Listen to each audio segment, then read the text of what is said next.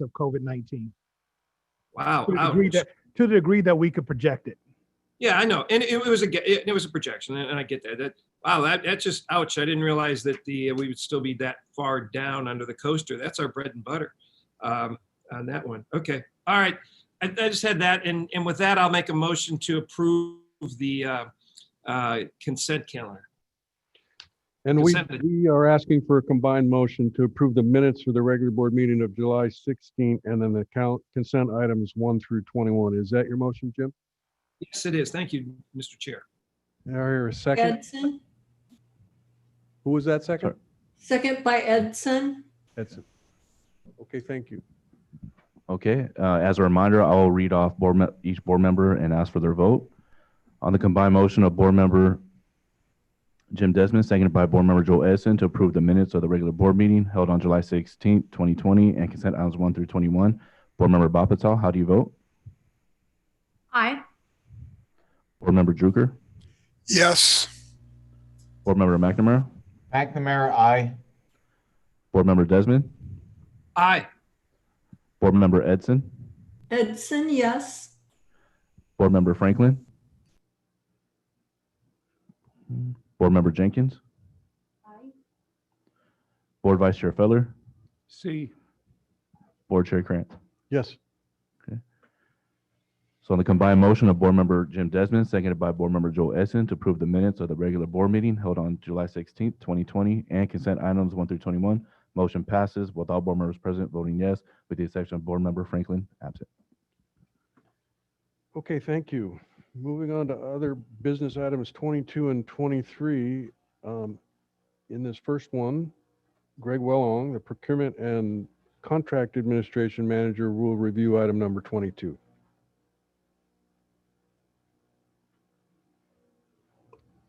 Good afternoon, board members.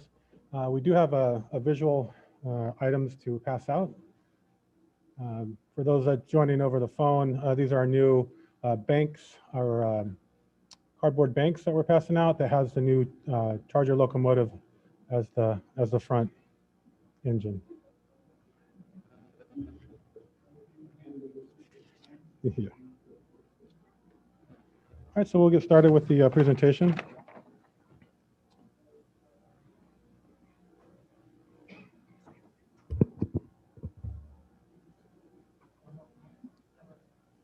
Next slide. Oh, sorry. Okay, a little bit of background on this. This is our third time coming before the board for these actions on the locomotives. So I'll give you a brief background. We are replacing all 7 locomotives. These locomotives are past their useful life or really near their useful life. The first set, we went with 5 units, and that was to replace the F40s, which were put into service by us around 1993. The useful life on a locomotive is around 25 years. So those were about at their useful life in 2018. The remaining locomotives is what we're going to be replacing at this time. The 2 F59s were purchased in 2001 with a 25-year useful life. That's coming around in 2026 will be the end of their useful life. So our equipment is in need of to be replaced.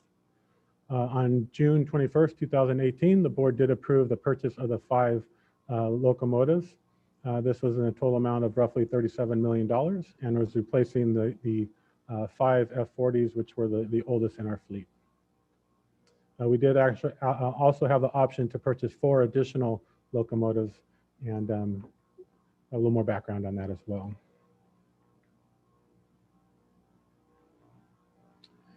So the agreement with Siemens did provide for the 4 additional option locomotives. We did go before the board and requested 2 under the SANDAG expanded service program, which was approved on March 19th of 2020. NCTD has also identified additional funding for to replace the F59s that will be out of their useful life in 2026. If approved today, delivery is anticipated in April 2023, so that will give us time to go through the commissioning process and get these into revenue service.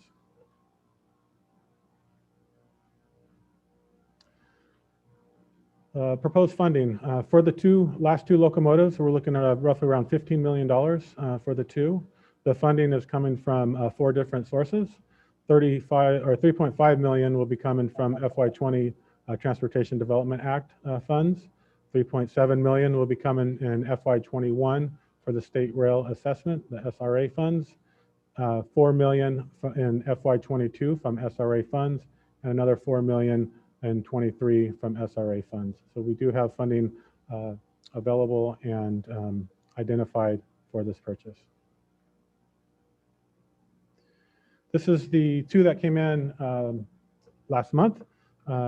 This is 2 of the 5 that we'll be receiving. The next 3 will be coming in probably the first week of October. So we'll have all 5 of that first order delivered by the first week in October.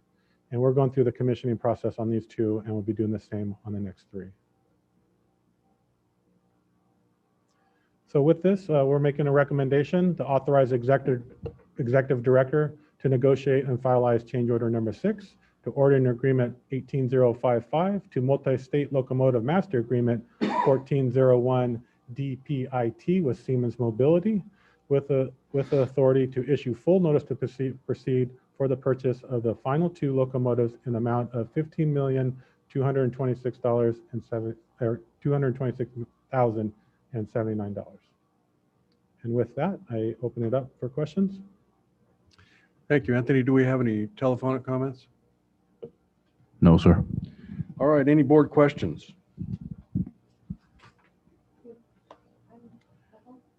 Board Member Jenkins.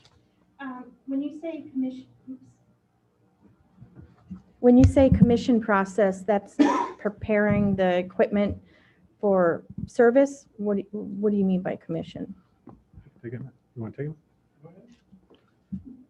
it? Yeah, and so there's Federal Railroad Administration requirements Okay. require us to have to submit and implement a commissioning plan to support placement of the vehicle into revenue operations. So it consists of things related to like brake testing, positive train control system testing, functionality of the equipment. Of course, there's training requirements associated with the employees. What we have established as the target for placing the vehicles in revenue service is at the beginning of next year. Okay.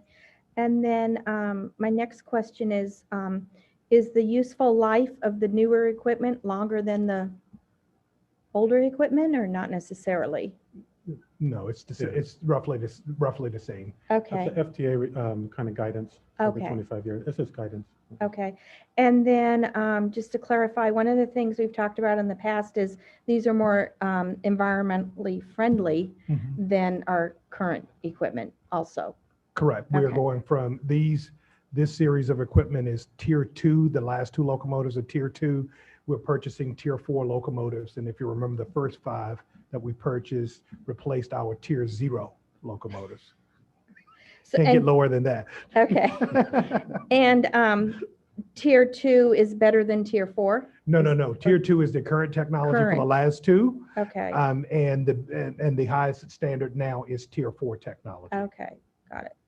Okay. Thank you. That's all. Vice Chair Feller. Thank you. The breakdown of the money was, there was 4 million due in 23. Is that the funding, do we get that up front, or is this like a payment plan and that's the last payment? Yeah, so it's a funding plan. It's part of what our CFO does is we cash flow these things. We don't pay for the entire cost of the locomotives. So there is a payment schedule that's associated with the delivery of the Okay. locomotives. And so we manage this with the timely receipt of funding as well. So we match the payment milestone schedule with the delivery of the locomotives and the delivery of the money that's coming into us.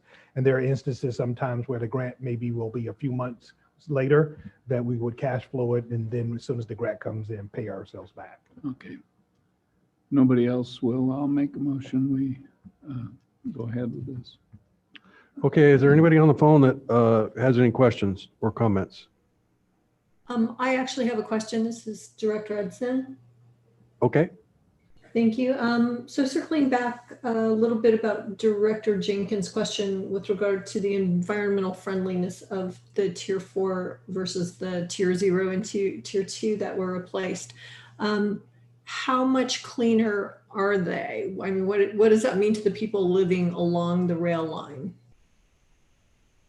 I cannot remember that exact percentage, but 86% sticks in my mind, but we will get the detail, but it is significantly cleaner than the technology that we were operating before. I believe the number is 86%, but I will validate that number for you, Board Member Edson.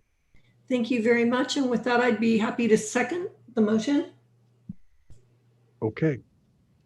Motion by Vice Chair Feller, second by Board Member Edson. On the motion of Board Vice Chair Jack Feller, seconded by Board Member Joel Edson to approve agenda item number 22. Board Member Bob Patel, how do you vote? Aye. Board Member Druger? Yes. Board Member McNamara? McNamara, aye. Board Member Desmond? Aye. Board Member Edson? Edson, aye. Board Member Franklin? Aye. Board Member Jenkins? Aye. Board Vice Chair Feller? Board Chair Krantz? Yes. On the motion of Board Vice Chair Jack Feller, seconded by Board Member Joel Edson to approve agenda item number 22, motion passes with all board members present voting yes. Great, thank you. And moving on to item number 23, Tracy Foster, the Chief Development Officer, will review this item, which supports the redevelopment of the General Administration Building that we are working on now with the City of Oceanside and the Oceanside Transit Center property.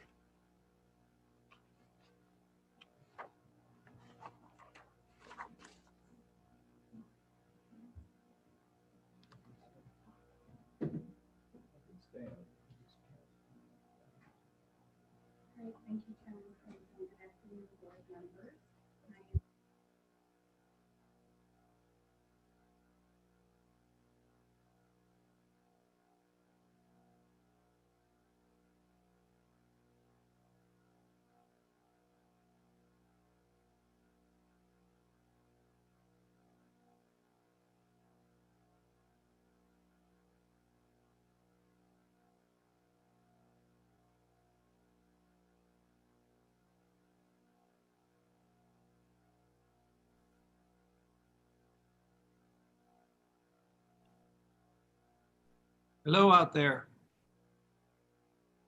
Yeah, I was going to say, did I lose connection or what's going on? We're not hearing Probably it. better. This is probably better. Sorry, my bad. So diving into the presentation itself, I'm going to just take a few moments to refresh on the Oceanside Transit Center and the development site itself. It is a 10.2 acre site located in the heart of downtown Oceanside. On an annual basis, the transit center serves 11 million transit passengers, and that's not only NCTD modes of transportation, but also Metrolink, Amtrak, Riverside Transit Agency, and Greyhound. If you've been out to the site, you'll notice that there is quite a bit of surface parking out there, 556 spaces to be exact. We also have ticketing facilities and customer service, and that's also for NCTD, as well as Amtrak and Greyhound. Our Tremont administrative office is on the site. We have a bus island and also our passenger waiting areas. I also want to talk a little bit about the 810 Mission Facility, as it plays a significant role in the redevelopment at Oceanside Transit Center. So just a refresh on this building. It's a 53-year-old building that NCTD acquired in 1996. We purchased it from a bank. We still have the safes in the building to prove it. And it's a 38,000 square foot building. There's 4 levels. We're in the basement right now. We staff occupies the first and second floor, and the third floor is vacant. When we acquired the building, there were tenants on the third floor. The tenants remained in the building until about 2012, 13, when they vacated. They hadn't done any improvements. They had been a long-term tenant even when the bank owned the property. So it wasn't in condition that we could immediately occupy the third floor. So we looked at renovations for the building, the entire building, to accommodate all staff over at Tremont, dispatch, also Operation Control Center, and then to modernize the Operation Control Center here, as well as the boardroom. The cost of the renovations, unfortunately, were more than what the market value of this building is. And so we were looking at a new building, constructing a new building, and saw this redevelopment at Oceanside Transit Center as an opportunity for us to put that into the redevelopment RFP. So as I mentioned, CBRE is here today. They've been great support to us. We issued a task order to them back in May of 2019. That initial task order was to research some grant funding. They supported us in a developer's workshop. They also helped with updating our highest and best use analysis for the site and prepared our RFP document. Then in December of 2019, you may recall we did an amendment to that task order so that they could continue their work with this redevelopment. They acted as the advertisement of the RFP. Normally we advertise our RFPs through Planet Bids, but this was all managed through CBRE. So they provide the RFP support. They took in all of the questions and managed the responses, did some proposal analysis, and coordinated our oral presentations. They are continuing to help us with development documents, and will continue with post-award support and negotiations.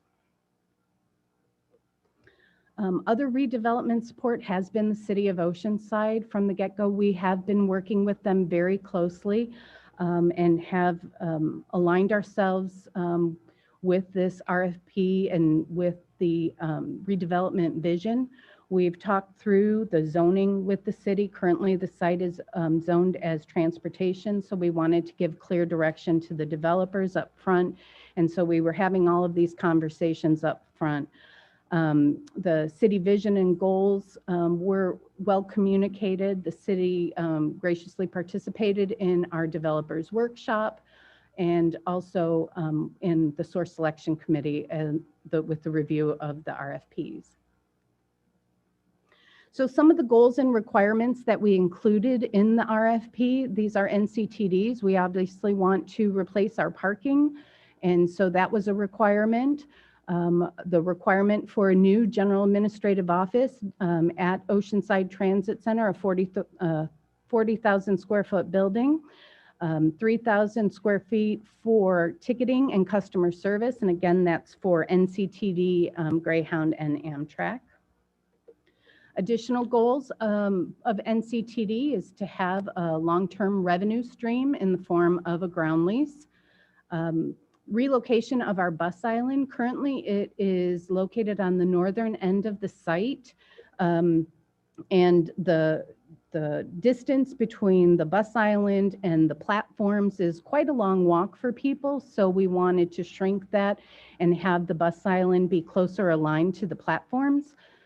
So we put that in as a requirement, and of course to improve the amenities and waiting areas for our transit passengers while they wait for their trains or other mode. Other RFP considerations, and these are considerations from the city, is that we provide a mixed-use development that complements the City of Oceanside's development and housing goals. That we connect Cleveland Street as a pass-through route. So right now, Cleveland ends at the at Seagaze, which is right at the beginning of our bus island. And so the city desired to have a through street of Cleveland that takes it to the the southern portion of the site down to Missouri Street. And of course, consistency with local policy plans and uses. Obviously, we want to enhance public transportation as part of the RFP and the redevelopment, create an economic benefit to the area, and affordable housing played a role in the RFP as well. Some general RFP guidelines that we included within is that the site could be developed sequentially or at one time. Sequentially makes a little more sense considering we have a active transportation center and it will need to remain active and operating. So sequentially is what we saw in most proposals, that this building could be considered as part of the offering for a capital contribution, and that our the 3,000 square feet for the customer service center could be part of the ground floor of the administrative building. So some of our milestones and our timelines, CBRE hit the button on January 6th and the RFP went out. It went out to the database that CBRE has of all developers. And we also included all people registered in Planet Bids in our NCTD's system for RFPs. So it followed typical RFP process where we had a pre-proposal conference, we had questions and answers that were submitted, and we had originally wanted the proposals to be received in April, but due to COVID, we extended it 30 days. And on May 22nd, we received 4 proposals. Those were from Holland Partner Group, National Community Renaissance, Rhodes Moore, and Toll Brothers. So prior to the receipt of the RFPs, we established a source selection committee, which included 6 voting members, 4 from NCTD, as I mentioned before, city representative, and then also 1 representative from the San Diego North County Economic Development Council. We had our advisors from CBE provide technical expertise to us, and we evaluated the proposals based on the criteria and points that were included in the RFP. So the better things were, and the greater satisfaction, the more points that were rewarded. So here's the evaluation criteria, again, that was included within the RFP. It's basically broken into 3 categories, if you will. Achieving the requirements of NCTD, and that includes the city requirements as well. Qualifications and experience of the development team, and then the project financing. And the phases of the evaluation, there are 4 of them. In the first phase, so all of the RFPs were provided to the source selection committee members, and they did individual review and scoring of the RFPs. And that again was based on the evaluation criteria. And so in reading all of the RFPs, we obviously had a number of questions. So we came together as a group in phase 2, put together our list of questions, which went out to all 4 of the proposers, and it was the same questions for everyone. During phase 2, we also had CBRE provide their technical analysis, and then we evaluated as a group based on all of the information that we received from the questions, the proposal itself, and the technical analysis. Based on our work in phase 2, we identified the top 2 proposers and had oral interviews with the top 2 proposers, and then made our final selection. We're right now in phase 4, where we're bringing this to the board for your review and consideration. And the drum roll.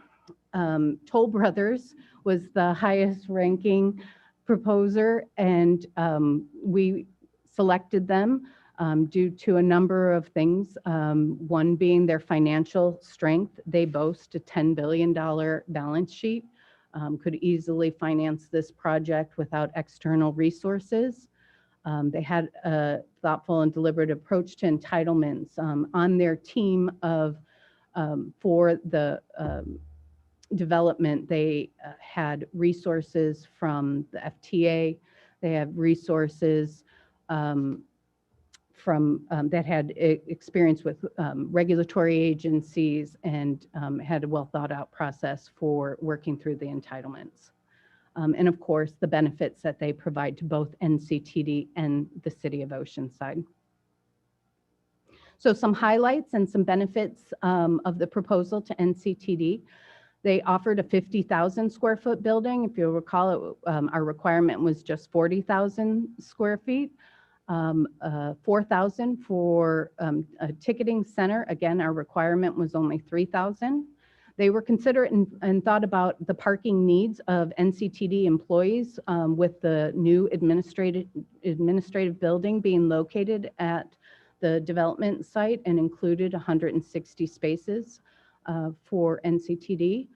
The long-term revenue stream of starting at $350,000 per year. That's a 99-year lease. NPV on that, the net present value is $17.8 million. So in total, all of the improvements, the value of that to NCTD is almost $58 million. There's also benefits, of course, to our transit riders with improved ticketing center for all transit modes. The improvements includes the relocation of the bus island. It includes the replacement of the parking for our transit customers, and of course, improved amenities for the riders. And the benefits to the community. So the proposal included 101 affordable housing units. Those are to be located here on the general administrative at 810 Mission.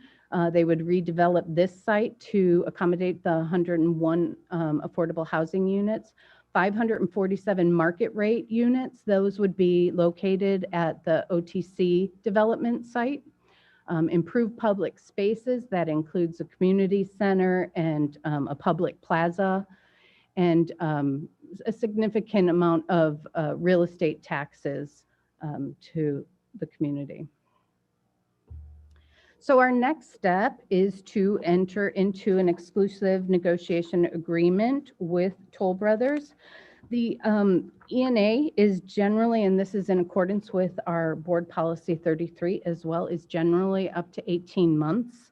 The ENA is structured into 3 periods. The initial period will negotiate the terms of the ground lease and the development agreement. The due diligence period, where Toll Brothers can evaluate due diligence material and perform their analysis. And then the approval period, which will be for Toll to obtain all of their government approvals, the city entitlements, coastal, what have you. Also during the ENA period, we anticipate receiving preliminary site plans showing the layouts and dimensions, parking, landscaping, and access, cost estimates and project data, and then their detailed financial plan for construction, long-term financing and such. And lastly, their project budget and schedule. We would anticipate returning back to the board by September 30th of 2021 to review the negotiated agreements, entitlements from 2021 to 2024, and construction starting in 2024 for a period of about 5 years. So with that, staff recommends the Board of Directors approve the Source Selection Committee recommendation and authorize the Executive Director to enter into an exclusive negotiation agreement with Toll Brothers for the redevelopment of the Oceanside Transit Center. And we are available for questions. Thank you, Tracy. This is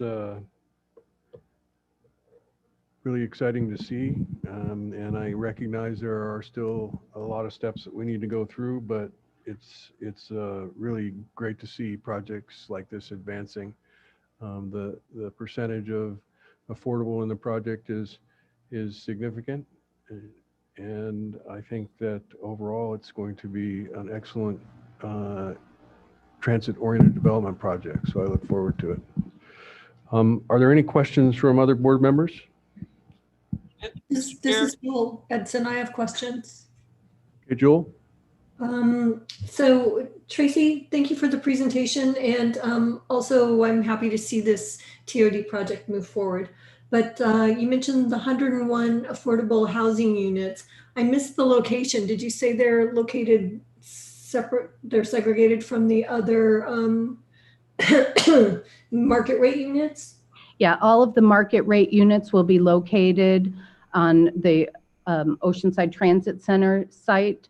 And then the affordable housing, the 101 units, would be located at the 810 Mission site. Okay. And of those affordable units, are they low, very low, extremely low, or a mix? I don't recall that they were specific in the proposal on that. Okay. Do you know if they're family or senior, you know, the number of bedrooms and if there's parking for them? In here. Go ahead, Jeff. Can everyone hear me okay? You might need No, the mic. the mic.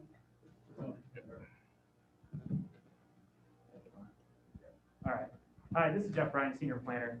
So there was no indication of what the exact breakdown of the affordable units will be, if it's going to be the very low income or low income. But parking will be included for those housing created.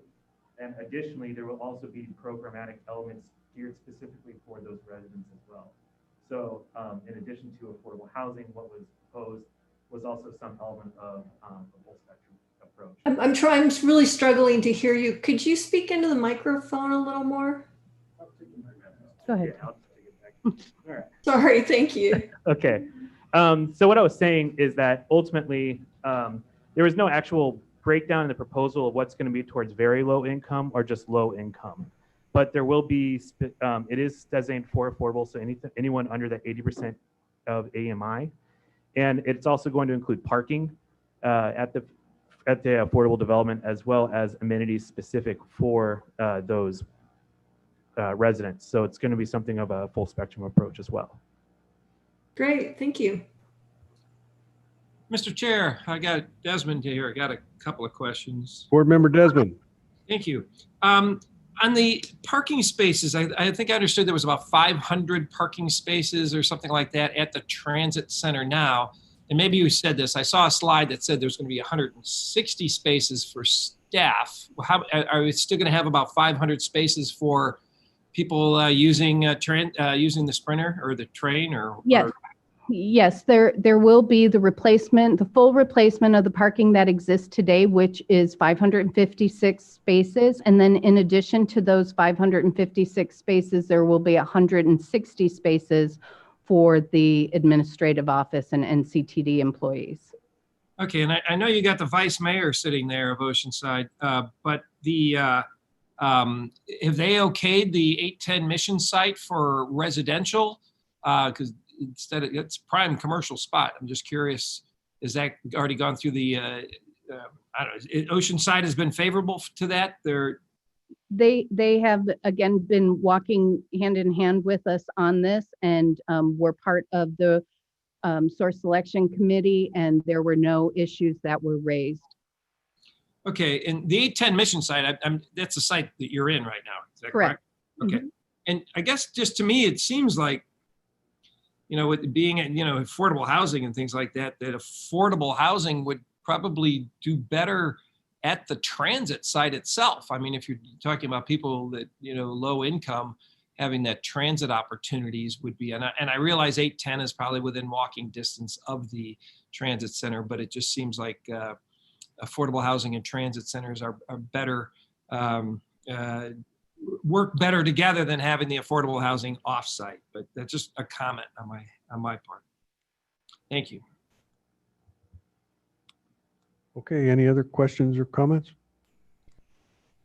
This is Director Edson again. I would actually agree that I was a little surprised that the affordable housing is being placed not near the transit center. I've walked that. It's uphill from the transit center about 25 minutes.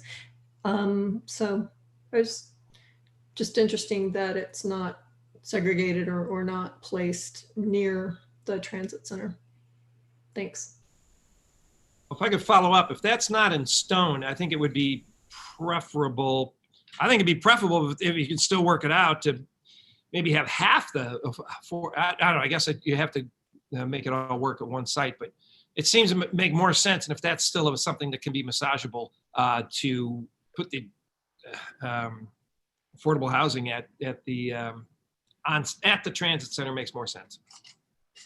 We still have to go, and the developer will still have to go through the entitlement process, and there's quite a bit of work still and analysis that needs to be done. So thank you for that feedback. And what sort of market rate housing do you expect? Is it going to be luxury type development? Is it going to be more towards the affordable by design, the smaller units? We're doing, some multifamily that most of the units are 1,000 to 800 square feet. Is that the target, or is it 2,500 square foot? 780 square feet was the affordable component, and on the OT side, it was market rate is going to vary depending on view shed. Right. So the affordable by design that will not be deed restricted affordable the market rate isn't necessarily going to be the affordable by design, where the units are smaller and therefore their market rate is a little more competitive, closer to the affordable range. It's likely that the OTC is going to be a little bit more luxury. Yeah. Yes, sir. Okay, thanks. Board Member Jenkins. I have a couple questions. Mixed use that's mentioned, has it been determined yet too early as far as the quantity of the mixed use? Because it's not working in some of the cities. And so will it be flexible that if mixed use isn't working at that location, that it could be converted? What are your thoughts on that? Well, so during the SEC process, we also had, like I said, a representative from the North County Economic Development Council. A lot of that was discussed. And I guess the short answer is, because we're so early in the negotiation process, that a lot of the specificities aren't exactly nailed down at this point.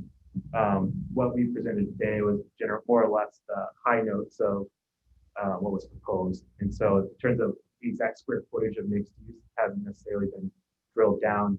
And a lot of that, frankly, that's part of the beauty of the process is some of those changes are in flux. Right. Good. And so now we'll just make kind of that overarching comment. One of the things that we didn't want to do is to get out ahead in terms of trying to create thoughts around the project when we're not at that stage. And I would just remind board members, we all know this, that this is a business deal. And the business deal has to work for both the private sector entity and for the public sector entities. There's a long ways to go in terms of, this was the first step in terms of the first question of, can NCTD get what we need out of this project? Because we're here today, that answer is yes. Now we have to go to the next step of details as it relates to NCTD's portion of the business transaction, while they simultaneously will begin the process of working closely with the city. And so you don't see pretty pictures today because we felt like that would be getting ahead of where the process is. So I would just urge everyone, I mean, you look at this and we all start saying, move this here, move that there, let's have this and not have that. Let's let the process play out, because we felt most confident, given the collaboration that we've had with the city of Oceanside, not 6 weeks, but years in the development, that they're going to be in a better position to develop a project that meets their community goals. And when they say that is acceptable, kind of for me, and hopefully for you all, that's going to be good enough in terms of us getting the revenue and the capital investments that are identified in this proposal. That's the way I view this, as a pure business transaction for NCTD. City of Oceanside is the city that has land use control, and to some degree, we're very respectful of what they would like to see as a project outcome. Okay. And so when you return to the board in September of 2021, all of these details will essentially be in place?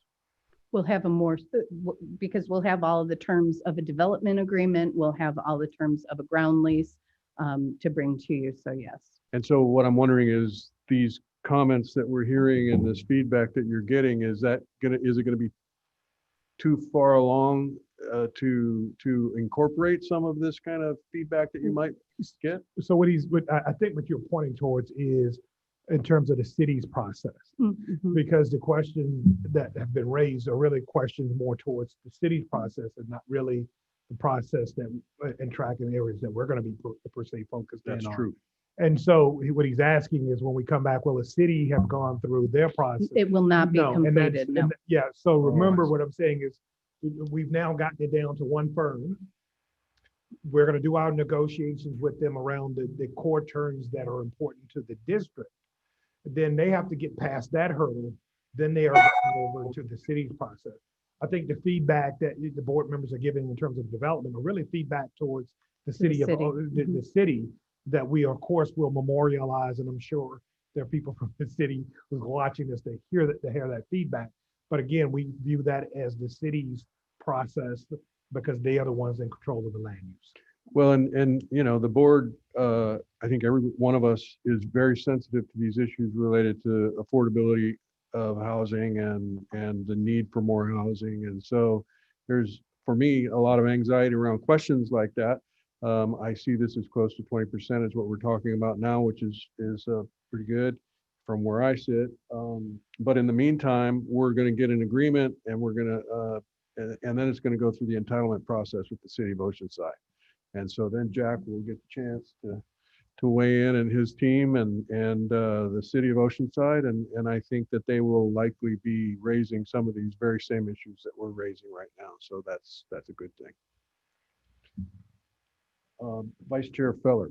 Thank you. I had to make sure I could speak. I was allowed to speak. The city has been on this process the whole time. So we are satisfied with the selection. I know there are things that they want to work on, and this gives them the beginning point of that. I'm sure we're going to hear as this gets closer to next September 30th, that it will be probably at least one or two closed session meetings just to understand how it works. So for those that are worried about whether the transit center's here, the bus stops right out in front. So. Board Member Jenkins. Yeah, just a couple more questions. And this might be down in the weeds and we don't know this at this point, but so will the affordable housing be dependent on the developer being able to get tax credits? Could that hold up if they're delayed or don't receive tax credits, or does affordable is going to happen no matter what? So from what was proposed, there is no tax credits involved in the portfolio. Okay. However, the affordable housing component is going to be developed through a partner affiliate through Chelsea. And so there's a kind of a secondary, I guess, planning effort. Okay. I can't hear the response. You can't hear me? Is this better now? Yes, that's better. Thank you. Okay. What I was saying is that there is, they did not include low-income tax credits, the LIHTC, in the pro forma. However, the affordable housing component is being operated through a secondary company called Chelsea, and a lot of that's going to be happening, being planned independently of the actual OTC project. So that's why there's no specifics about that as well. Okay. And then you mentioned that the building would be about 10,000 square feet more than what we need. And I'm sure some of that's for future growth. Would we consider leasing out the extra 10,000 square feet to bring in revenue? Absolutely. Okay. Okay. Just want to make sure that was the thought process. And I think those are all my questions. Yeah. Yeah. That's it. That's all I have. All right, so the staff recommendation is for the board of directors to approve the source selection committee recommendation and authorize the executive director to enter into an exclusive negotiating agreement with Toll Brothers for the redevelopment of the Oceanside Transit Center. Is there any motion to approve? Edson moves approval. Rucker second.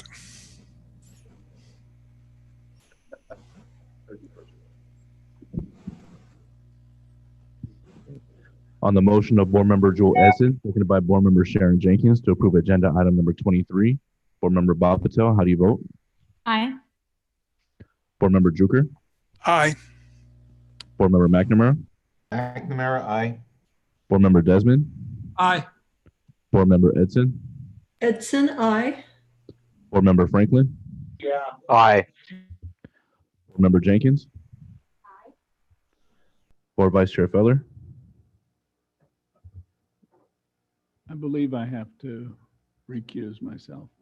Abstain. Board Chair Krantz? Yes.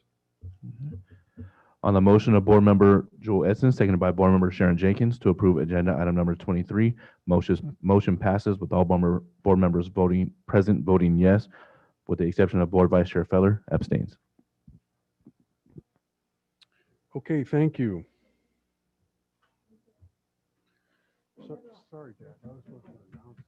I know you were. I screwed that up. Yeah, it's nap time.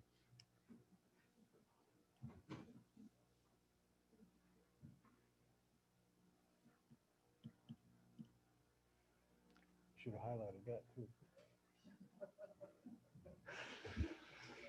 Okay, informational items 24 and 25. Katie Persons, Senior Strategic Planner, will review item 24. And I believe it is critical that NCTD is actively engaged as the region considers a new transportation plan. To that end, I have asked the Executive Director to schedule multiple informational items and workshops that will support understanding the plan and providing feedback from the board to SANDAG. SANDAG is scheduled to participate in an NCTD workshop in October, and Katie's presentation today will focus on staff's initial review of the transit leap element of the 5 big moves. And with that, I turn it over to Katie. Thank you very much. I speak softly, so I'm going to try to get close to the mic.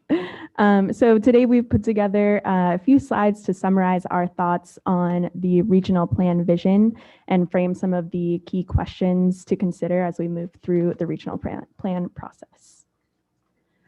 So I'm sure you're already familiar, but SANDAG's framework for the regional plan is the 5 big moves, which consists of Next OS, complete corridors, transit leap, mobility hubs, and flexible fleets.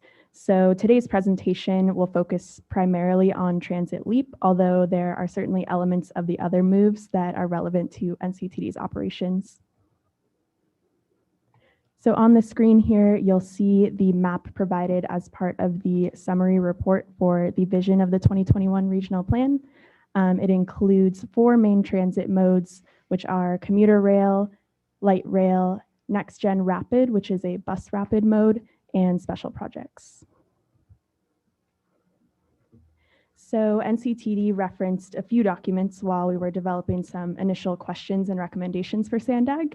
The first, SANDAG staff made 2 presentations in August regarding the regional plan vision, and we've included a link to the SANDAG Board of Directors presentation in today's staff report. And we also referenced 2 transit cooperative research program reports that generally provide best practice guidance for transit planning. So to summarize quickly before we get into a little more detail, NCTD recommends that we prioritize the current Transnet program of projects as a top priority in the near term in order to boost transit reliability and frequency. We also recommend prioritizing strategic investments that directly support travel time savings for customers. And we would like some clarification on the rail typologies and associated performance metrics in order to understand the necessary service conditions. So first, in the near term, NCTD supports building upon the existing network and would like clarity on the funding status and timeline of projects that have not yet been completed. On the right-hand side of the screen, you'll see a map of completed and ongoing projects in the region, and the estimated funding needed to complete the remaining projects that are included on this map exceeds 1.2 billion, which doesn't include projects like the Del Mar Tunnel. Next, we'd like some more clarification on the rail services outlined in the RTP vision. Specifically, the use of commuter rail differs from the more traditional definitions of the mode. The Transit Leap commuter rail appears to align more with the definition of heavy rail, which is grade separated and has high frequencies, much like you'll see on the New York subway system. And so the reason this clarification is key is that heavy rail and light rail cannot operate on the same tracks as the coaster. So we'd like to understand the operational assumptions a bit better. And in that same vein, we'd also like some clarity on the plan for freight rail operations in the region. So the regional plan vision shows that there is a lot of data available, and we'd specifically like to see SANDAG apply the standards that are included in the TCRP reports 165 and 167 when evaluating the phasing, location, and service types recommended for the transit projects. And so this slide includes the generally accepted residential and employment densities that support the different types of transit services that you'll see in the region. And these densities really do support efficient and effective transit service. So now we understand that there are several factors beyond population and employment densities that are generally considered when evaluating an area's readiness for rail, but we think that utilizing those TCRP standards would be a helpful reference throughout the process of developing the regional plan and could help us to scale improvements in the near term and long term. NCTD also has some more targeted recommendations that we feel will improve the passenger experience, one of which is the Miramar Tunnel, which is estimated to reduce travel times by 7 minutes through a more direct travel path. NCTD also recommends phased grade separation projects to help mitigate the conflict between rail and auto traffic and would support service reliability. Building off of those project recommendations, we'd also like to have a broader conversation and discussion on service quality goals, specifically travel time goals. And we'd also recommend further exploring and analyzing the benefits and costs associated with changes in vehicle technology and grade separation measured in travel time savings for the customer associated with those types of improvements. So earlier this year, we asked our consultant to conduct a hypothetical speed test for a 22-mile corridor like the Sprinter that is fully grade separated. So bear with me on the next few slides because we have some tables with numbers, but we wanted to show this example of a time-saving comparison because we think it would be helpful for the regional plan process. So the modeled scenarios included variables such as speed, vehicle technology, and the number of stops. The speed variable is in the form of the maximum speed of the corridor, which you'll see is 55 miles per hour in the top table and 90 miles per hour in the bottom table. The vehicle technologies that were modeled, which are seen in each column of the tables, are generally summarized as our current Sprinter diesel multiple unit or DMU, a modern version of that DMU, and electrified version of that DMU, of the EMU, I mean. And then finally, we have the number of stops along the 22-mile corridor, which you can see in each row. So there are quite a few comparisons we could make with these numbers, but the first I'll note here, which are outlined in black, is the travel time associated with 15 stops along the corridor when we compare the two corridors' max speed of 55 miles per hour versus 90 miles per hour. And you'll note that the difference in travel time between the two corridors modeled is quite small. And the next comparison is the difference between the current DMU technology versus the electrified EMU technology, which has a greater time savings difference and has some variability between the max speed corridors of 55 and 90 miles per hour. And so what this shows us is that On shorter corridors like the Sprinter, equipment acceleration and braking becomes critical when trying to achieve travel time savings. And so you'll also see the impact of acceleration and braking when we start to reduce the number of stops along the corridor. So you'll see outlined in black are the different travel times associated with 15 stops, 10 stops, and 5 stops along the corridor. And limiting the number of stops certainly improves trip times, but it also in turn limits service access and complicates first last mile connectivity. A few related notes on this exercise. Vehicle technology can certainly contribute to improving acceleration and braking capability, but it tends to be fairly costly. NCTD will need to replace the Sprinter train technology by 2033, so that'll be a key consideration. Given the relatively short length of the corridor, we are limited in the types of projects that will yield substantial travel time savings. And so because of that, NCTD recommends that the focus should be on service frequency, reliability, and improving the customer riding experience. And so on this slide, we have summarized our feedback on the project priorities that we think should be included in the RTP. And so these bullets include investments that would improve the frequency and reliability of our services, as well as provide funding for operations. So here we've included the completion of low sand double tracking projects and Sprinter double tracking projects, providing funding to improve the road network to encourage bus priority measures, grade separation and tunnel projects on our coaster corridor, and then funding for transition to zero emission technology. Now, I will say that these are NCTD staff's recommendations, and we expect to come back to the board at a future meeting to approve NCTD board recommendations to SANDAG. And so with that, the next steps, we have a meeting scheduled with SANDAG to discuss the regional plan vision, scheduled for October 1st. And now time for questions and discussion. So if I could, Mr. Chair, first, Katie, you did an excellent job, really good job. I would just note for the board in your packet, there is a draft letter from the board chair, along with a specific set of questions that have been developed for SANDAG.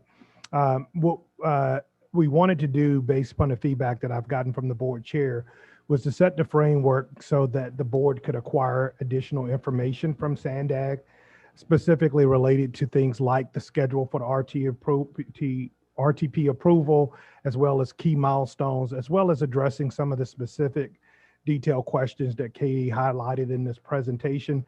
So right now they're scheduled for October 1st as a workshop with the board. And so we're wanting to narrow discussion to be focused a little bit to get some background planning information. Our intent is to have multiple workshops with the board, culminating with the board providing a final set of recommendations back to SANDAG as it relates to the RTP plan. The fact that we're doing this exercise, I feel compelled to say, doesn't mean we support or oppose. This is just part of the job and exercise that we have to go through as staff to evaluate this. This is one of the more critical exercises that the region undertakes. And I think we need to spend some time to make sure we ask each other the best questions and get all of the information up front. One of the key points that I make over and over about this program is at the end of this exercise, we have to achieve consensus and collaboration around a set of projects that the voters will approve by 2/3 majority. And so I just think it's important for us to make sure we're developing a program of projects that meets the regional needs, and also a program of projects that can be supported by 2/3 of the voting public. So with that, Mr. Chair, I just wanted to make those comments. Thank you. Yeah, those are appropriate comments. And indeed, we have been discussing this a lot, and a lot of the conversation is focused around that fact is that we are going to need the voters to trust us to develop a plan that is reasonable and is indicative of being good stewards of the taxpayers' dollars. Nobody is a bigger transit geek than me. I'm a stalwart transit advocate, and I want to see a great system developed in our region. But there are definitely some realities that I think are important to keep in front of mind. And so as we're preparing to make a very difficult political decision here down the road, I thought it was important that we have all the information that we needed to make an informed decision. So I really appreciate the work that staff did, and Executive Director Tucker mustered the team to put together, I think, a pretty good set of questions. And I think it's important that for our workshop, we have the answers to those questions in writing, so that, again, we can have on record the answers that are critical for the public to understand how we came to the decisions that we did. I was at a Encinitas Coastal Rotary Zoom session the other day and answering questions about a variety of things. And believe it or not, a lot of the conversation ended up around the coaster and the railroad corridor, which is not all that surprising because Encinitas grew up around the rail corridor. One of the speakers said to me that he doesn't think much of the train because it doesn't go anywhere that he wants to go. And I said, I pointed out that that's not really the rail corridor's fault. It's been here 130 years and everything grew up around it. And so we kind of ended up with a system that we needed to figure out how to make work for everybody. And so we have been working on that. We want to put in a platform down at the convention center, which puts people into the Gaslamp district, Padres games, et cetera. But the idea is to continue to evolve the system to the point where it attracts more riders. And so, again, I think the set of questions that we've established here are essentially the minimum, the starting point. And I look forward to seeing the answers. And I also look forward to engaging with Sandag. They've got some really brilliant people there. And, so I think that if we collaborate on this, we can get to a point where we're doing what's best in the best interest of the public. So I've talked a long time here. I will open up the floor to any questions from board members. And I see Vice Chair Feller has got his hand up. Thank you. I was curious on your presentation, the 52 minutes, I think it was on the one slide. 52 minutes, that's from Escondido to Oceanside, or the vice versa? It resembles that distance. Yeah, it's 22 miles. Is that considered, that's not how it is right now? It's roughly 53 minutes on the existing corridor. This assumes a fully, so part of the exercise, and she did a great job, but it's hard if you're not really in the industry. So part of the whole question was some people were raising the questions about if you put everything underground or if you grade separate the entire corridor, what would that gain? And so what we were really trying to do is to help everybody understand that that does not necessarily end up with you having the trains run faster, right? So these two examples assume fully grade separated. So whether you put it on a tunnel or you put it on an elevated structure, like what you see for the new MTS trolley line when you're driving on the 5, to show that you're using the existing technology, by and large, or whatever technology you want to use, you really are not going to save significant travel time. Because the shorter distance you go, it doesn't really matter if you can have a train that goes 1,000 miles per hour. So I can buy you a train, I'm sure I could, that is rated for 1,000 miles per hour. But if it's going 22 miles, then you're never going to actually get up to 1,000 miles, right? So every time you stop, you have to accelerate and decelerate, right? So you can't, unless people are going to jump out of the train and jump onto the train really fast. So you're going to always be stopping. So we were showing this exercise to say, if you were to do these things, to go to a fully grade separated, you would spend a ton of money and not necessarily have a high return on that investment. And so when we looked at that, what we were saying, and what the consultant, because the consultant said it and we say it too, is that if you look at the current line as it exists today and how railroads are typically built, you typically make incremental investments. So we've identified a project. So right now the Sprinter app operates every 30 minutes, which is woefully deficient. But we've identified a project that the consultants estimated $200 million to be able to go 15-minute hitways. That's a significant benefit. So even if I double that number, because I never believe consultants, to 400 million, that's a significant benefit. And customers, when they do the trade-off, would rather have significantly more frequent service than anything else. Now, obviously, what you can see is that if we eliminated stops, that you could reduce the travel time. But if you reduce the number of stops, as Katie really said, well, then you end up creating gaps in terms of first and last mile and the ability for people. Because if you remember, the Sprinter replaced a significant collection of bus routes and combined them together. So the approach that we would say is that you start in terms of phase stacking improvements for the Sprinter. Your first phase would be to go to 15-minute hitways, because that would provide the highest benefit. It would allow us to move our bus system to more 15-minute hitways, combined with the coaster being about 30 minutes in the future. And then the next phase, should one want to do that next phase, is that you can then start making some investment to do limited stops. So call it back in 2012, I think 2012, 2014, we did a study to look at implementing express Sprinter trains. And so we kind of know a little bit about what it would look like to be able to do it. So we could do that if we can see a significant commuter market for the Sprinter, where some people would want to be able to have limited stops. It's just a matter of infrastructure, but you need to build off the infrastructure. So the whole exercise is really to show you that at an end stage, how do I wisely invest my dollars?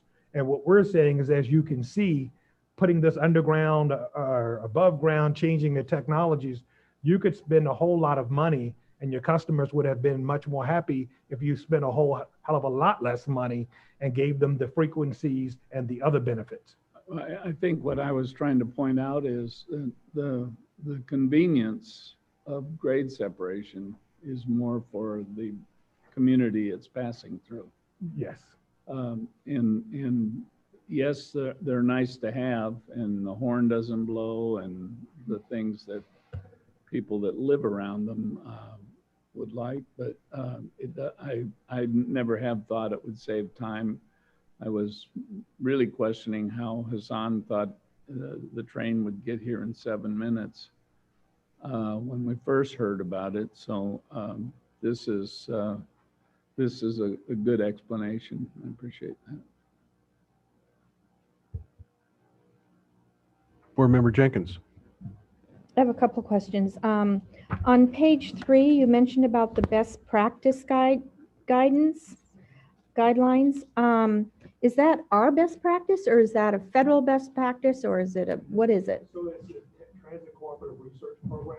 Okay. It's a program that's actually administered. Can't hear you. Transit Cooperative Research. Oh. I'm speaking loud to a mic that's off. Transit Cooperative Research Program. It's under the umbrella of the National Academy of Sciences. I used to be on this board at one point in time, but they develop the best practice documentation and scientific analysis. So what they've done in these reports is give specific guidelines. So we have within the world that we live a set of standards. And so based upon these standards, it gives you a guideline that says, if you take this level of population, this level of density, these are the types of transit services that would be most supportive to match that. It doesn't mean that you may say, you know, in 30 years, our population is going to quadruple. That means you would maybe be planning incrementally towards that, but it's intended to make sure that you pick the right transit solution or transportation solution based upon the population density and overall population that you have within that. Making sure you use the right tool in the toolbox. And this would be guidance based on probably past successful situations any place in the country. Yeah. So what we're saying to Sandag is if you go to the slide, Katie, that you have the table matrix. So what we're saying is where you've identified these lines, match these lines up against these standards. Yes. To show that these specific lines meet these standards of expectation that will give you an indicator towards success. Right, okay. And then the number of stops that you had on pages 12 to 15, what are our current number of stops on the Sprinter? 15. It is 15, okay, okay. Okay, and then my other question is, I think the chair addressed this in his comments, but I'm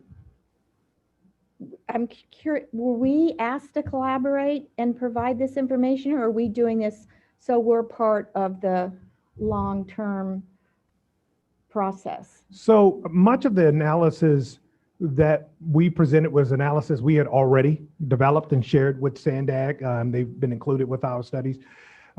So we're reviewing the vision plan just like everyone else. And I know our chair wanted to make sure we're giving feedback early on in that process so that we provide timely input. And so for us, and I'll speak just from a staff point of view, this is about information sharing with our board so that you could be in a position as policymakers to say, from a North County Transit District point of view, this is the program of projects we think best support the region's needs.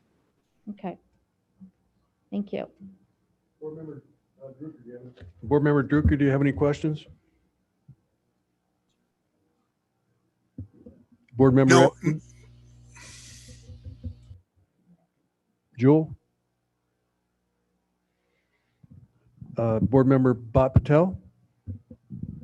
No questions. I just wanted to say thank you for bringing this forward, and I'm looking forward to the workshop so we can provide some more intensive feedback and achieve something that works for our North County. So thank you for bringing this forward. Yeah, you're welcome. Board Member Desmond? Yes, thank you. I raised my hand. Did you see that? I finally figured out how to raise it. But anyway. Anthony's got it over there, yes. All right, thanks. Well, I appreciate the opportunity here. I know I'm wearing my transit hat here today, but when you brought up the 2/3 vote, we have to support a system that works for everyone, not just transit riders when you're thinking about down the line.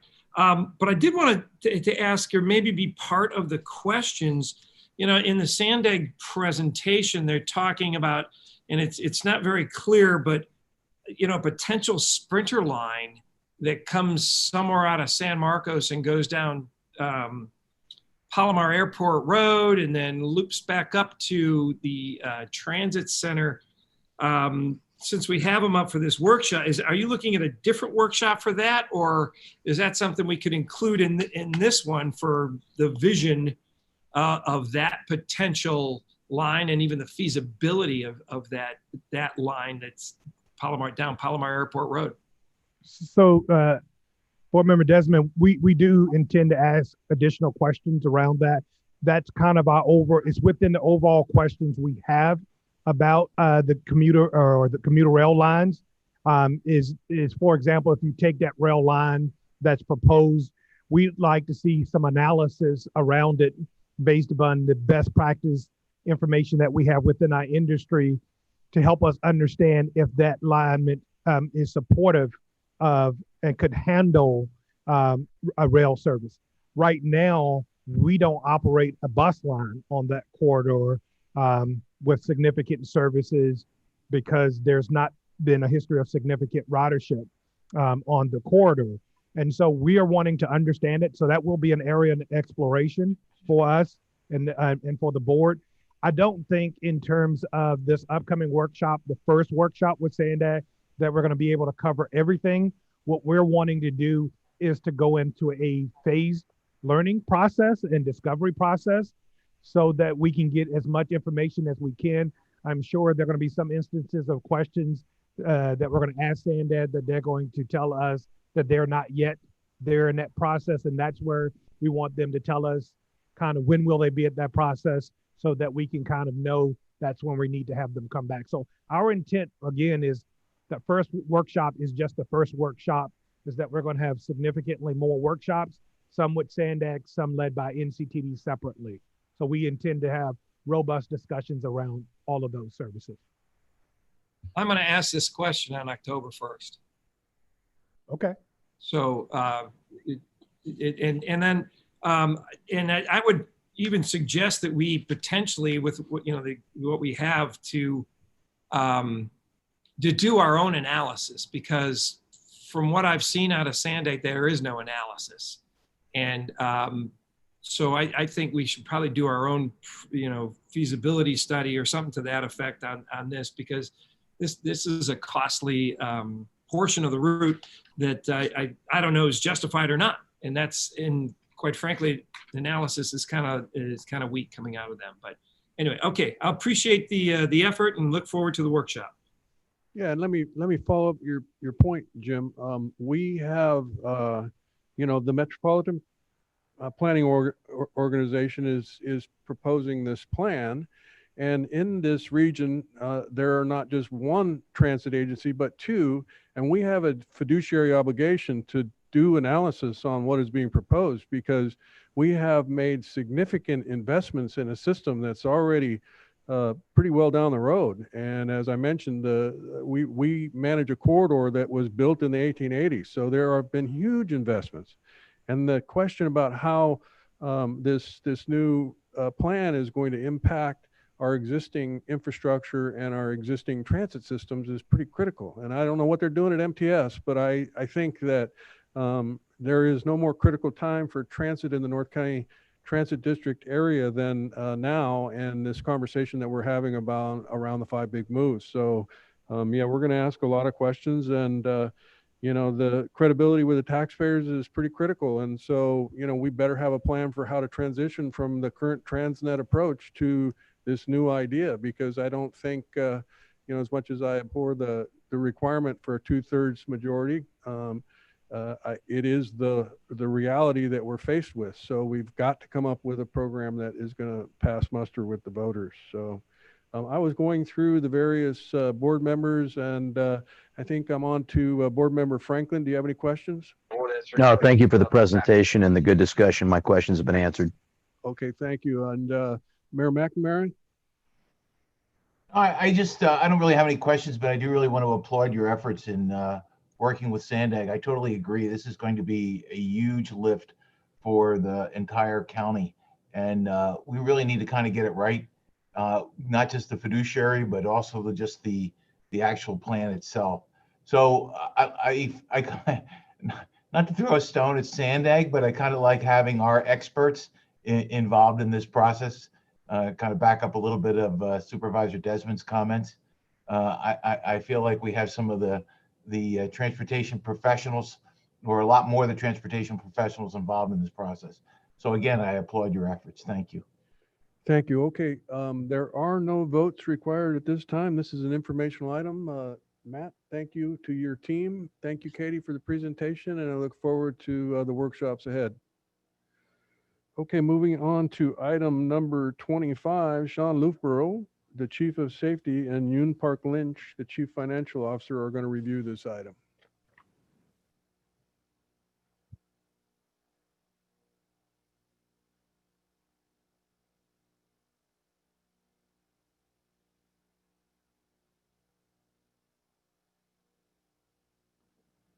Okay, good afternoon. Thank you, everybody. As alluded to, I will provide an update on some of our procurements, what we've done with the cleaning standard, a pledge that we recently did with APTA as far as the National Transportation Recovery Commitment Program, and then I'll do an update on FACE compliance, and then at that point, I'll hand it off to the CFO, and she'll provide the financial update. As far as updates, if you did come in the building, we did have the thermal scanner in the lobby, if those of you saw it. So it's a little kiosk that'll take your temperature, which is nice. So we have those. They're in GAO and Tremont, and we've started to install them in the other facilities. We're going to put them at all of our facilities. It will be for all of our contract staff. So there's a total of 24 that are going in various places. This allows for compliance with the current health order for temperature screening. It's far quicker than the handheld temperature scanners, and it does record so we can know which employees make sure they scan. And then we also have a procedure that rolled out for the use of this item, as well as secondary screening that'll be in effect. So again, for compliance, and it certainly speeds it up. So we're really happy to have those on board. We have also started to receive additional sanitizing dispensers that we have ordered. So we did order a bunch. They're kind of coming in waves. We get a pallet here, a pallet there. That's additional sanitizer dispensers for the bus fleet as well as Sprinter. We do already have them on the coaster, but it will be for every revenue vehicle. Once we have all that in, we will make sure that's distributed to the contract staff for installation on those vehicles. We have also started with driver barrier installation on the buses. So that's a protective barrier for the coach operator, plexiglass in nature to help protect them. We've started installation on that. We expect those to be done with all of our fixed route buses by the end of October. And then once that's in place, we can evaluate and make sure that that's a nice enhancement. Again, that was recommended for us to help protect the coach operator a little bit just from some of the aspects of COVID. As far as the cleaning standard, APTA did release a white paper. It's detailed there on how to clean and disinfect during a pandemic. We've reviewed the cleaning standard and we've reviewed what our long-term strategy would be. Based on the working group, we've decided that we're going to perform some enhanced cleaning of our facilities and revenue vehicles focused on the major transit centers right now at OTC, at Vista, as well as Escondido. And so we're going to procure additional cleaners. They'll go on and do the facilities as well as actually board the revenue vehicles while they're there at those transit stations during a layover and do as much cleaning as they can. We will be able to support additional cleaning if needed based on demand. And we are procuring the services to provide those cleaning, that cleaning now. So that procurement is being drafted. And then that's the long-term strategy. And again, it can be updated depending on ridership and demand as things change. The NCTD was also a signatory on a pledge. So APTA released the National Transit Recovery Commitment Program. It essentially delivered 4 different categories of a pledge, not only for the agencies, but as far as our customers as well. And what it basically says for the agency is we're going to follow all the local regulatory and health rules. We're going to maximize our cleaning schedules. We're going to make sure any changes to our service are announced to our customers. And our employees are going to follow all the rules by wearing masks and following PPE. And we ask the same thing for our customers. Our customers, we're asking them to follow all the appropriate health rules, to symptom screen before they come on board to make sure they're not sick before they come on a revenue vehicle, as well as maintain social distancing and face covering. So we did sign that pledge in August 2020, and there is a marketing piece that goes out to that. So we'll have some additional announcements saying that we're a signatory. And again, it's 2 parts. The agency has a piece as well as our customers. And finally, there's a thermograph. After some PowerPoint Excel challenges, I finally got something that looks like that. The nice thing is we are green across the board for our different modes. So again, on the Breeze, over 99.99%. Sprinter, a little over 98, and then about the same on the coaster at 98. So again, the rail reports we get from our train attendants and conductors, they do physical counts, and the coach operators have a button that they can hit on their terminal to let folks know if we don't have face covering. So again, we are still seeing a high level of compliance on our revenue vehicles, which is good not only for our customers, but for our employees. So we do appreciate that. At this point, I'll turn it over to Yoon, but I'll stand by at the end for any questions, or I guess I could pause now for a couple minutes if there's any questions right now. Is there any safety questions, board members? Board member Jenkins. Do we receive funds to assist with the mandated requirements of what we're doing? Maybe that's follow-up. Funds. Well, we did receive some CARE Act funds, Okay. Which came, so that can be certainly used towards some of these items Okay. that we're doing, such as the face coverings that we provide. Okay. Some we did get from the FTA as that were donations or essentially free. Others we've had to procure, but some of that we could certainly use the CARE Act funding that we received for those items. I would just say, Board Member Jenkins, like when Sean discussed the operator barriers that we're installing, while, kind of the nexus for us to be moving so fast is COVID-19, we would have been moving towards those barriers anyway, because they also provide protection for our operators. So some of this is actually pushing, I think, the industry towards a better transit industry, a more clean transit industry. So there's nothing that we're doing here that shouldn't be thought about being sustained after COVID-19 impacts mitigated. So it's good stuff. Okay, at this point, I'll pass it off to Yoon. And then, like I said, if there's something at the end, I'll still stand by for questions. So thank you very much. Thank you, Sean.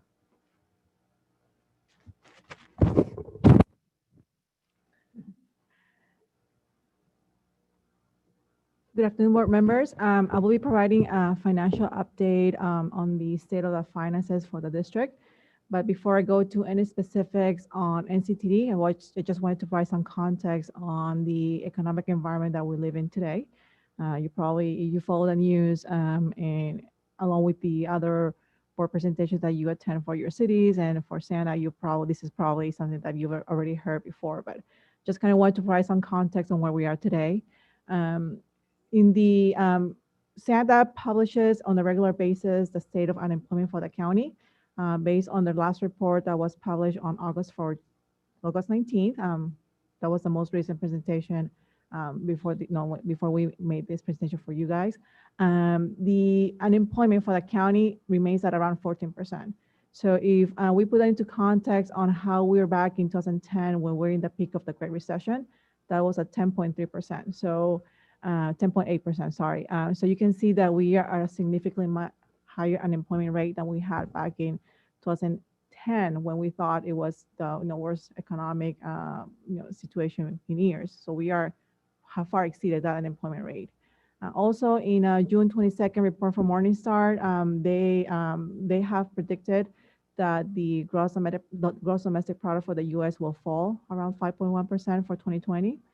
And then the California Legislative Office has forecasted that there's going to be a 15% combined decline in state revenues from the three major sources, which are sales tax, personal income tax, and corporate tax. And just from the sales tax and use tax standpoint, we're looking at a 17% decline from prior year. Sandax consultants on a quarterly basis provide some estimates for sales tax collections for the county. In their more recent forecast, they are projecting that sales tax for the county will decline about 9.7% compared to the prior period, and that a recovery probably won't occur until FY24. And just to kind of put into context, the operating budget for NCTD relies heavily on sales tax revenues from TD and Transnet. It makes that about 40 to 45% of our total operating budget. And for during the budget that was adopted back in June, we had forecasted a decline of about 12%. So we're still within range, very close to what was in our operating budget. And then for the last 4 months of the fiscal year 2020, beginning mid-March, our fare revenue, which is the collections that we make from our passengers for transit services, are $3 million lower than were back in the same period last year. So from February 15, 2020 through June 30th, we are $3 million lower than where we were last year from March 2019 through June 2019. And then as well, our total ridership system-wide, we are down by about 56% for the month of July, with the largest decline happening in our coaster service. So here's some graphics to illustrate how ridership is comparing to where we were last year. So the blue line is our ridership from 2019. This is on a calendar year basis. And the red line is for the calendar year 2020. So you can see that in the month of mid-February was when we had the huge drop in our ridership. So that was, and as of today, we are around 56% through the month of July. This one illustrates the ridership for the Breeze. So Breeze is about 47% lower in July of 2020 compared to July 2019. And for Sprinter, along the same lines, 47% lower in July 2020 compared to July 2019. And this is where we see the most significant decline of ridership. This is in the coaster service. So between compared July 2019 through July 2020, our coaster ridership is down by 93%. And then for Lyft, we are down 69%. And finally, for Flex, we are down 45% compared to last year. What we wanted to reiterate is that NCTD, this is not new for us. We have always been fiscally prudent. So regardless of COVID-19, we manage our dollars to the best use possible. We are very conservative on how we manage our expenses. As of March 2020, before COVID-19, we had a positive operating income of $6.7 million. Obviously, since March 2020, we are not able to have that positive operating income but because we have the funding from CARES Act, we have been able to break even from April all the way through June. We were apportioned, just a reminder of the monies that were apportioned to the district back in March. We were apportioned $95.7 million of CARES Act funding. Those CARES Act funding are going to be used to supplement the loss of fair revenues and sales taxes. And we forecast that that funding will last us at least through 2022. And then in the 2021 budget that was approved by our board back in June, we had estimated that total funding of $20.7 million was going to be used from CARES Act. And then as of May 2020, $15 million have already been drawn down from CARES Act funding, and this funding has been used to cover both our preventive maintenance and our operating expenses. As of June as well, we maintained positive and strong cash balance. We had approximately $67 million as of June 30 in the cash and investment accounts. And just a quick reminder that these are definitely unprecedented times and difficult economic situation for the entire nation. But long term, we want to make sure that we maintain visibility that this, hopefully this is short term and we'll get around this. But from the 5-year perspective, we continue to focus and ensure that we are on track in achieving our 5-year plan, both from the operating and capital standpoint. We, even in the current economic environment, we are committed to have a balanced operating capital budget for the next 5 fiscal years. And we will continue prioritizing our state of good repair and capital needs, which includes Breeze bus replacements, lift and flex vehicle replacements, locomotive replacements, and the Del Mar Bluffs 5 stabilization project. So with that said, that concludes my presentation. Are there any questions for Sean or myself? Any board member questions for either Sean or Yun? So, oops. Do we have any value in property tax in what we own? Do we pay property taxes?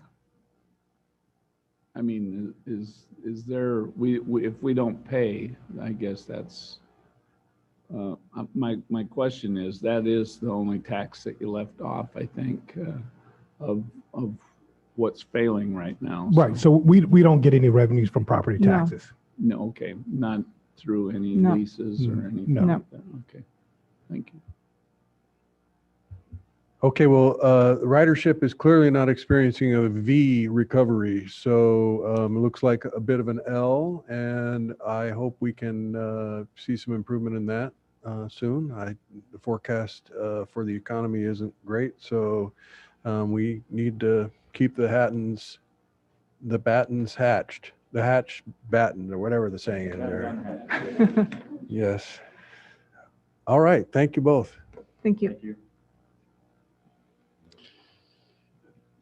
Mr. Tucker, it's time for the executive director's report. Okay, I'm gonna turn on my mic this time. I think what I would start off as a comment to the board, and this is not a mission accomplished moment because I don't believe in mission accomplished moments, but I did want to commend the NCTD staff.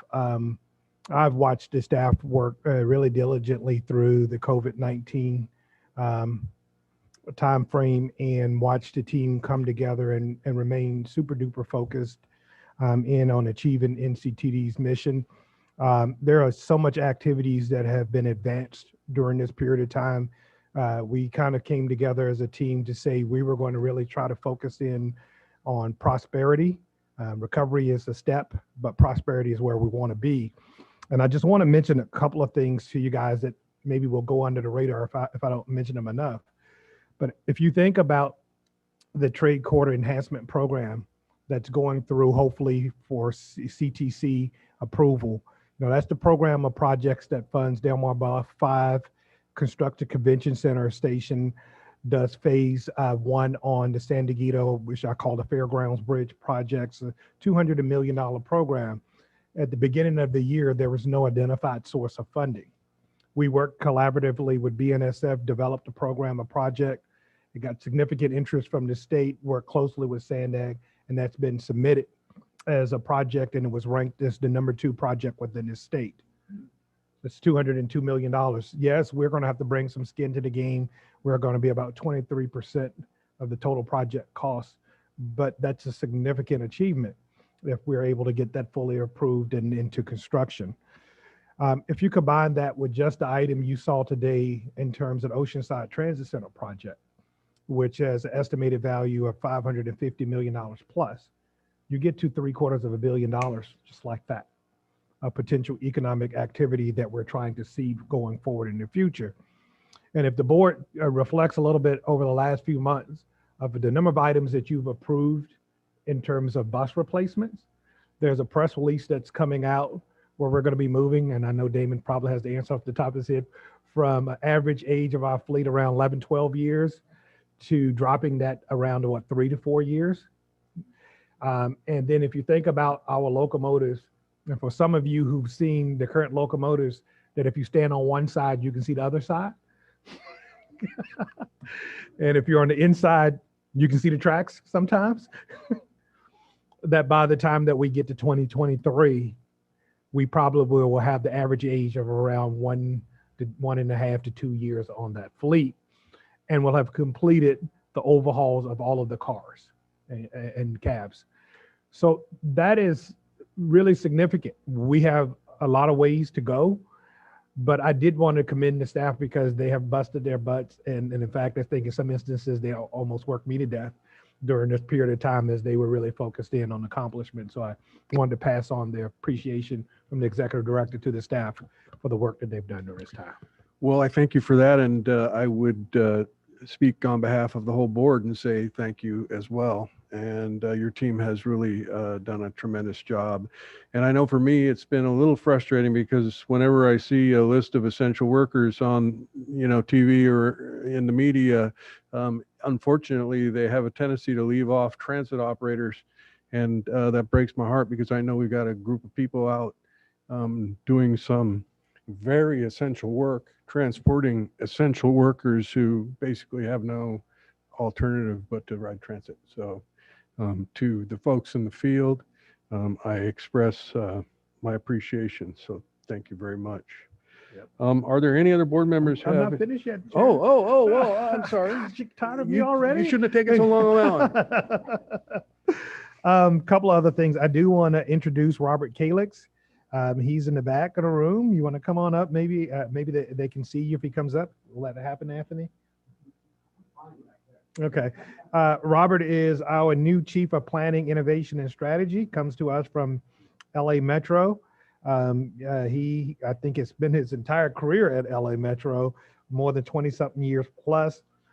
Brings some extensive experience and has most recently worked on a project that's very similar to the project that we're going to be advancing, looking at how we can improve the speed and reliability of our bus network through working with our local governments and cities on improving the speeds of the road network. So he's a welcome addition. He's going to take responsibility for both transit planning, strategic planning, which is Katie, and along with our marketing and communications program. So he's going to be kind of the face to engage with as we move forward with the more in-depth review of the regional plan.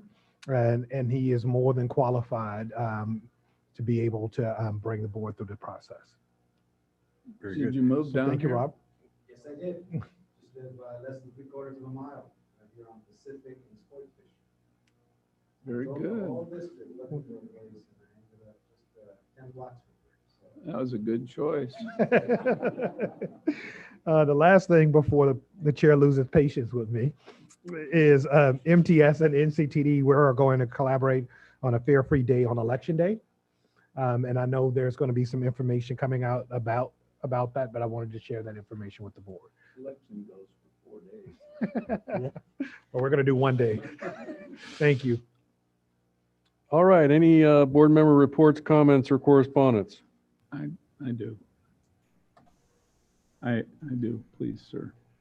Vice Chair Feller. Thank you. It's been a weird week. My mother passed on Monday, and thank you to Matt and Lori on behalf of the district for sending flowers. I took a picture of them and sent it on to my 4 sisters and a brother that it's almost like we're orphans, but we're 72 and on down. It's an odd feeling, but it's where she should be. And I just want to thank the district for consideration. Thank you, Jack. I'm sorry to hear that. And as a orphan myself, I certainly know the pain that it can bring. So hang in there. Any other board member comments? This is Jewel. I just wanted to give a little bit of a Pacific Surfliner ridership update since we heard a little from Yoon about the declining coaster. So based on preliminary Pacific Surfliner ridership data for the week of September 7th through 13th, LoSAN continues to see some ridership growth over, week over week. But despite the continued impacts of COVID-19 restrictions, the daily ridership average for last week was 453 passengers, which is a decrease of approximately 80% over the same week the prior year. However, it's an increase of 4.7% over the prior week. So like NCTD, they're trying to figure out ways to increase ridership. I liked hearing from Sean, I believe, about the steps that NCTD is taking to make people feel safer as they ride. I know that LoSAN, or at least the with regard to Pacific Surfliner, has done a good job of getting it out there to the media so that they see what's happening to, again, reassure passengers. And I think that that's a good thing. So, anything that we can do to welcome people back, I think is a good step. Thanks. And Jack, condolences. Okay, thank you. If we all, was that somebody? No. We are rapidly approaching the end of the year. Thank God, 2020 has been a wild one. And that means it's time to begin the nominating process for board chair and vice chair. The board clerk, Anthony, sent an email on August 27th that provided an expression of interest form for members interested in serving as chair or vice chair. The due date for this expression of interest is Friday, October 2nd. And I have also identified potential board members to serve on the nominating committee. Board action will be scheduled for October to approve the nominating committee. So get those interest forms in. Anthony, do we have any remaining public comments? No, sir. All right, so the next scheduled meetings are executive committee meeting on October 1st, a special board meeting on October 1st at 2 o'clock. The executive committee is meeting at 1. And then our next regular board meeting is October 15th at 2 p.m. And with that, this meeting is adjourned. Thank you, everyone.